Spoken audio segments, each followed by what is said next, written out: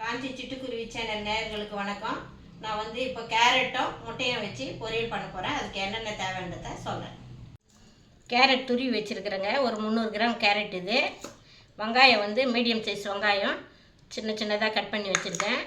பச்சை மிளகா, மிளகு பொடி, மிளகுத்தூள், உப்பு, தூள் உப்பு, கொத்தமல்லி, கருவேப்பிலை, தாளிப்புக்கு எண்ணெய், முட்டை. இதை வச்சு தான் நான் இப்போ கேரட் முட்டை பொரியல் எப்படி செய்யறதுன்னு உங்களுக்கு சொல்கிறேன். இப்போ கேஸை பற்ற வைக்கிறேங்க.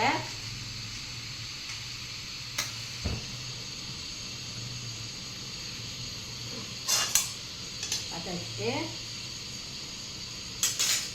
கடாயை கேஸ் நல்லா வைக்கிறேன். கடாயை காயட்டும். கடாயை காஞ்சிச்சுங்க. பாருங்கள், எண்ணெய் ஊற்றுறேன். எண்ணெய் வந்து ஒரு குழி கரண்டியில் ஒரு 4 ஸ்பூன் ஊற்றுறேன்.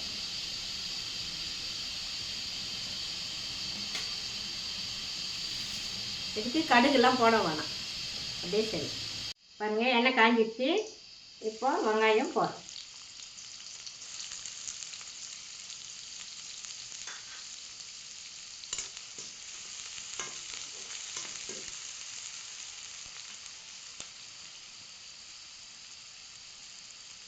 கருவேப்பிலையை போட்டுருங்க.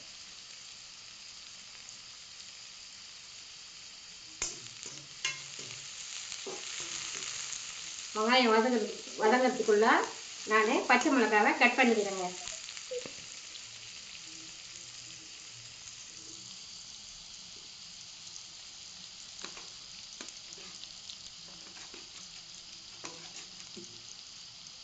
சின்ன சின்னதாக கட் பண்ணிக்கணும். பச்சை மிளகா கட் பண்ணிட்டேங்க. 3 பச்சை மிளகா நீங்களே பார்த்தீங்க. கொஞ்சம் பெரிய சைஸ் பச்சை மிளகா தான். 3 பச்சை மிளகா அதை போட்டுக்கிறேன்.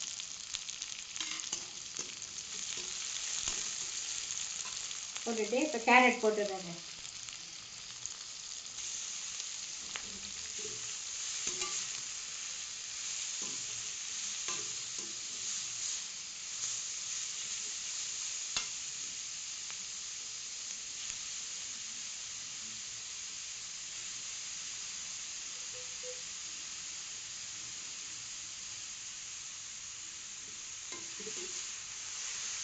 கேரட் வந்து நல்லா வதங்கணும்.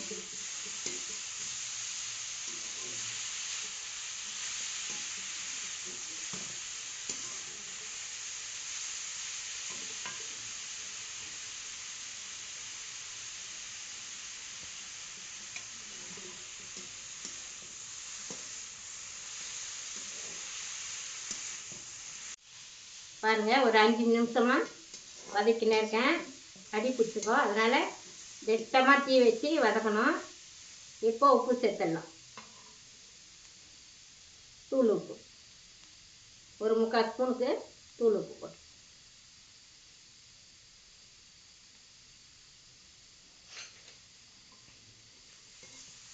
இன்னும் ஒரு நிமிஷம் இருக்கட்டுங்க.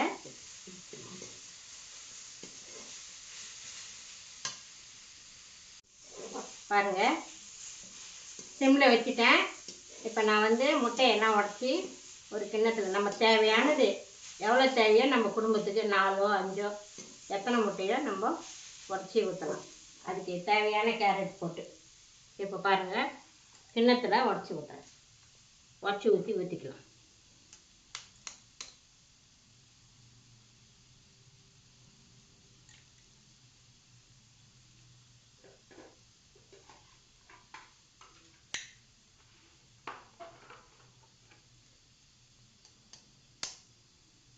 இதே மாதிரி எல்லாத்தையும் கிண்ணத்தில் உடச்சி ஊற்றி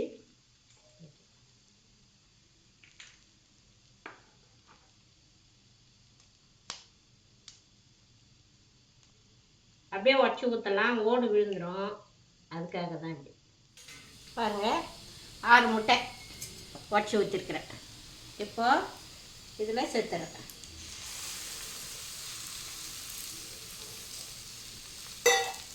சேர்த்துட்டு இப்போது மிளகு பொடி ஒரு ஸ்பூனுக்கு போட்டுடலாம்.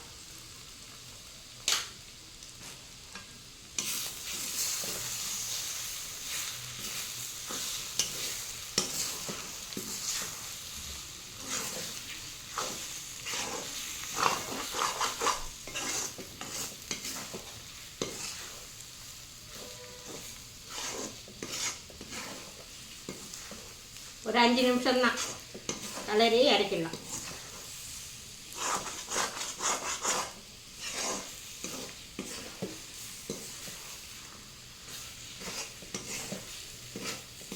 தீ வந்து சிம்மிலே இருக்கணுங்க. அதிகமாக தீ வச்சா காந்துடும். சிம்மிலே வச்சு தான் செய்யணும். உங்களுக்கு தேவையான 100 கிராம் கேரட்டு, ஒரு 3 முட்டை அது மாதிரி கூட போட்டு நம்ம குடும்பத்துக்கு தேவையானது போட்டு செஞ்சுக்கலாம். இவ்வளோ தான் போடணுன்னு இல்லை, நமக்கு தேவையானது செஞ்சுக்கலாம். ஒரு 5 நிமிஷம் அப்படியே வேகட்டுங்க. பாருங்கள், நல்லா வெந்து வந்துடுச்சு முட்டை. இப்போது கொத்தமல்லி தழை கட் பண்ணி தூவிடலாம்.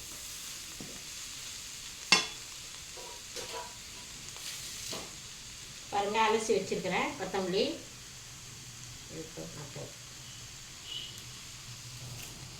சின்ன சின்னதாக கட் பண்ணி போட்டுக்கோங்க.